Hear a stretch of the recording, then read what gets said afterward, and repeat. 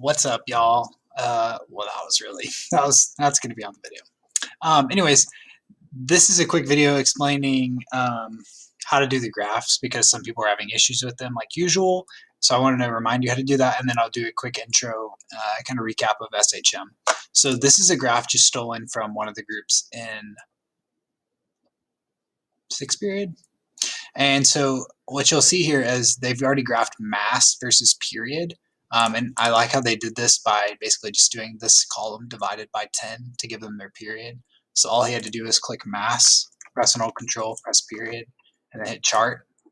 And then you'll see the only difference is they added a trend line, which you can see kind of shows that square root relationship, which we'll be talking about tomorrow. And so that's a great one for the spring group. And then over here, they did also displacement, how far they pulled the spring versus the period. And you can see that there was a little bit of kind of nuance. However, when you actually create the graph, you see that it's basically no relationship. At all these different displacements, it had about the same period. And the way to clean up that graph a little bit would be, let me scooch myself over there. You would go to horizontal axis and then change your minimum to 0 so that you can see the full data set. And then if you wanted to go up to series right here, you could throw a trend line on there, and you could see that it basically has a slope of almost 0. If you go down to label and use equation, it will show you very low slope, which means that for every increase, there's a very small change in the period. And so these are two graphs that kind of show you the relationship with a spring. For pendulums, we'll have to pull some data tomorrow and kind of look at that together, but it's going to be a very similar thing. Just here, instead of mass, it would be the length. And then for the displacement or the angle that you're launching the pendulum at, it would be the same as this graph, which shows no relationship. So that's what we're shooting for. So tonight, if you can do that on your graphs, you'll be in good shape.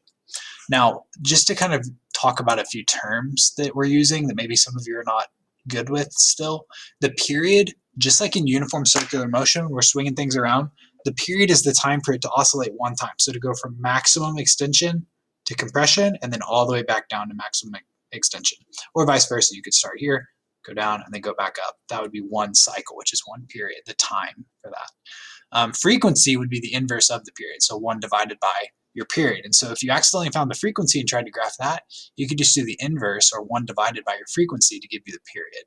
And then amplitude's the other big thing. That's just how far from equilibrium you are, whether with the pendulum from here out at a certain angle theta, or from here down if you're pulling the spring. And you'll notice that when you loaded up the spring with some kind of mass, I don't have a mass handy, so I'm just going to use this random thing here. If I tie this cow, we would see that it would basically pull down the spring just a little bit. And so it would actually have a new equilibrium position. So then that would be equilibrium. And then I would have to pull it down from the new equilibrium position to oscillate around. So equilibrium can change depending on if you're on a vertical or a horizontal spring. And then the last thing I wanted to mention here is we did not talk about energy, but the remote students are going to talk to us a little bit about that tomorrow, because on the simulation, they saw that energy can change pretty dramatically with simple harmonic motion. And so if you haven't looked at any of the relationships and the key formulas from the reading, it might be good to review those tonight as well as you're working on your lab. So hopefully this is helpful, and we'll finish it all up tomorrow as we debrief.